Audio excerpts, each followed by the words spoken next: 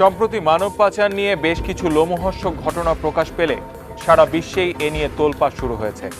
বাংলাদেশ থেকে একাধিক সংঘবদ্ধ চক্র বিভিন্ন প্রলোভন দেখিয়ে পাচার করে আসছে হাজার হাজার সহজ সরল মানুষকে। অভিযোগ উঠেছে বেশ কিছু ব্যক্তি ও প্রতিষ্ঠান সরকারি লাইসেন্স ছাড়াই অবৈধভাবে বিদেশ পাঠানোর নাম করে সাধারণ মানুষের সাথে প্রতারণা করে আসছে। আর উন্নত বিশ্বে লোক পাঠানোর নাম করে প্রতারণার সাথে যুক্ত হয়েছেন বেশ কিছু সরকারি অফিসের কর্মকর্তা কর্মচারীও।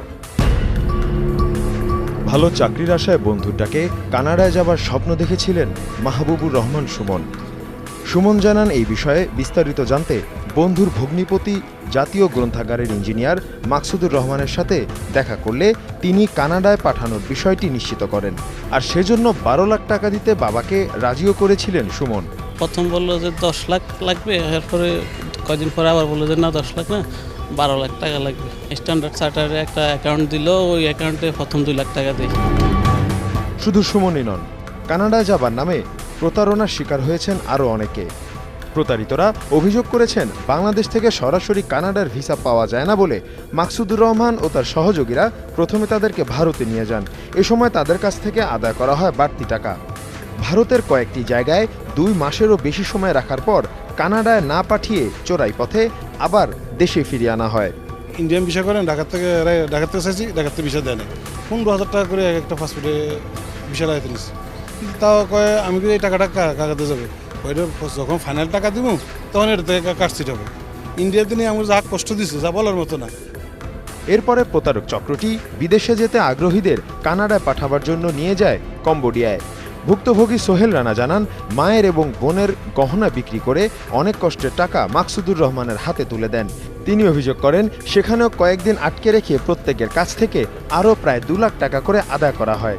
13 লাখ টাকা বলছে, 13 লাখ টাকা আমার টাকা আর আমার সাথে আরেকজন মাহবুবুর রহমান, এই দুইজনের টাকা মাহবুবুর রহমানের আব্বুয়ে হাতে আনি হ্যান্ড ক্যাশ আনি মাকসুদুর রহমানের হাতে দিছে।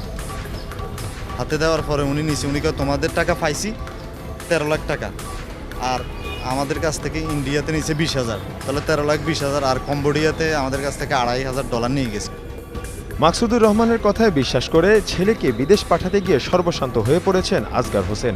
অন্যদিকে আরেকজন প্রতারিত অভিভাবক আলী আহমেদ অভিযোগ করেন জাতীয় গ্রন্থাগারের ওই কর্মকর্তা নগদ ও ব্যাংকের মাধ্যমে তাদের কাছ থেকে প্রায় 1.25 কোটি টাকা নিয়েছেন।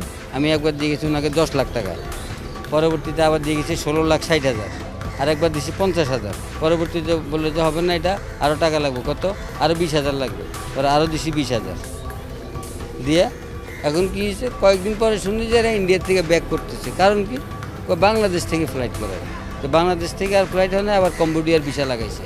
কম্বোডিয়ার ভিসা লাগাইছে পরে কম্বোডিয়া যায় আবার এদের কাছে যে $3,000 করে ডলার ছিল ওগুলো হাতে নিয়ে এটে এদেরকে আবার বাংলাদেশ আইন না, আজকে মনে করেন 1 বছর। ইন্ডিয়া থাকতে সব আমাদের থেকে আমরা স্বর্ণ গয়না বন্ধক দিই, ব্যাংক বুক এমনি বিভিন্ন ঋণ আত্মীয় স্বজনের কাছ থেকে ঋণ টিন নিই।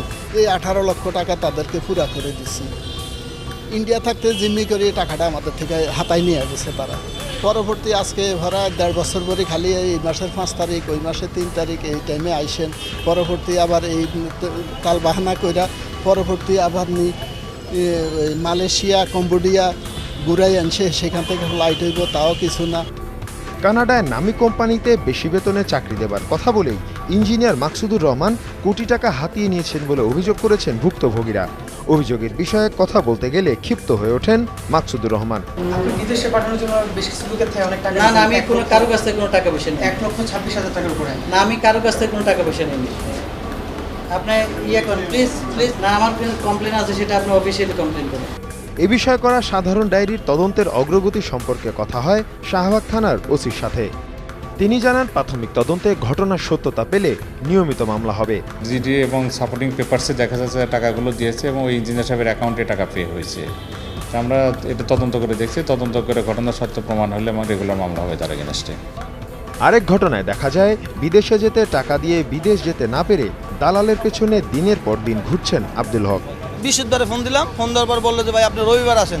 রবিবারে যখন ফোন দিলাম বললো যে রবিবারে তো হবে না, আপনাকে আমি টাকাটা এই দুলাল সাহেব আছে ওনার বস, ওনার কাছে কথা বলে যে আপনি টাকা এই বুধবার আসবেন, সোমবার আসবেন, বুধবারে আপনি টাকাটা দিয়ে দেবো। এই পর্যন্ত ওনার সাথে কথা হয়েছে, ওনারা শুধু ঘুরাইতেছে। আব্দুল হকের অভিযোগের বিষয়ে জানতে মতিঝিলের বিডিএক্স ইন্টারন্যাশনালের অফিসে গেলে দেখা মেলে এক কর্মকর্তার। আমার 15 টাকা আমি ফেরত দিব। পরে আব্দুল হককে ভিসা দেয়া প্রতিষ্ঠান ভাটি বাংলা এগ্রিটেকের অফিসে ক্রাইম সিন টিমকে নিয়ে যান মাহতাব হোসেন। সেখানে যাবার পর প্রতিষ্ঠানের কর্ণধার আব্দুল হকের টাকা ফেরত দেবার আশ্বাস দেন। হ্যাঁ, বুধবার দিয়ে দেবো। বুধবার কয়টা দিয়ে দিবেন টাকা? একটা দুটার মধ্যে এসে নিয়ে যাবো। এদিকে রাজধানীর ফকিরাপুলে লাইসেন্সবিহীন প্রতিষ্ঠানের মাধ্যমে বিদেশে লোক পাঠানোর নামে মানব পাচার করছে অভিযোগ পাওয়া গেছে। স্কিল্ড ট্যুরস অ্যান্ড ট্রাভেলস নামের এই প্রতিষ্ঠানটি ভিসা প্রসেসিং সহ মহিলাদের বাইরে পাঠানোর কাজ করছে। প্রতিষ্ঠানের মালিক সাইফুল ইসলামও স্বীকার করেন এই কাজের জন্য তার কোনো অনুমোদন নেই। আমাদের তো গ্রুপ নেওয়া থাকে, আমাদের তো যারা ট্রাভেলিং যেমন ওরা আছে রিক্রুটিং ট্রাভেলিং, ওর থেকে আমরা নিতে পারি, আমাদের দরকার পড়ে না।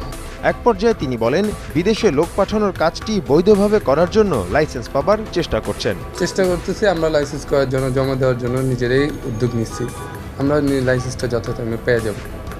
নানা ফাঁক ফোকর বের করে দেশে মানব পাচারের ঘটনা বাড়ছে। প্রতারকদের বিরুদ্ধে শক্ত ব্যবস্থা নেবার দাবি জানিয়েছেন ভুক্তভোগীরা।